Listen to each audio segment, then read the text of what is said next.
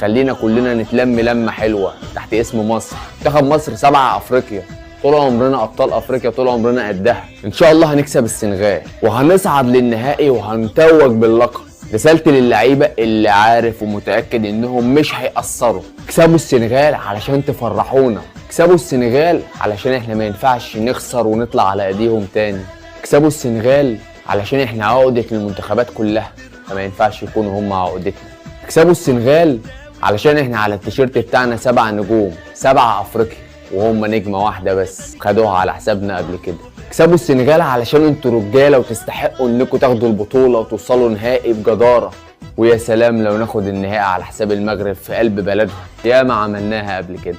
اكسبوا السنغال علشان خاطر الراجل الغلبان اللي اسمه حسام حسن، الراجل اللي العالم كله الدنيا كلها في مصر مستنياله ان هو يقع.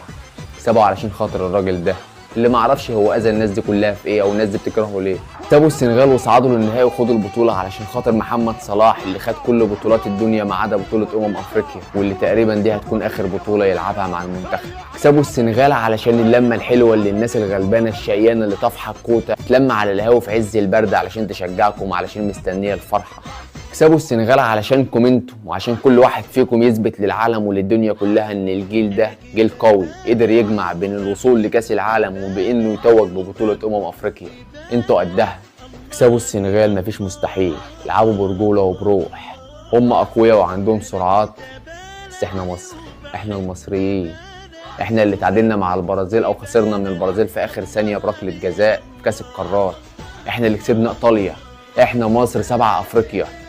فوقوا وعدوا النجوم اللي على التيشيرت والعبوا باسمكم وباسم بلدكم، اعرفوا ان في 120 او 130 مليون مستنيين ورا الشاشات عشان خاطر فرحه، مستنيين خاطر لمسه منكم، مستنيين لحظه هدف ولحظه فرحه ولحظه تتويج. اسم مصر تقيل وانتوا قدها، كل واحد لابس تيشيرت مصر اعرف ان انت بطل وان انت قادر تحقق المستحيل.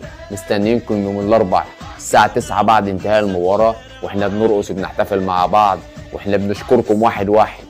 ما تأثروش والعبوا برجولة والنتيجة على الله بإذن الله معانا، وإن شاء الله نكون في النهائي.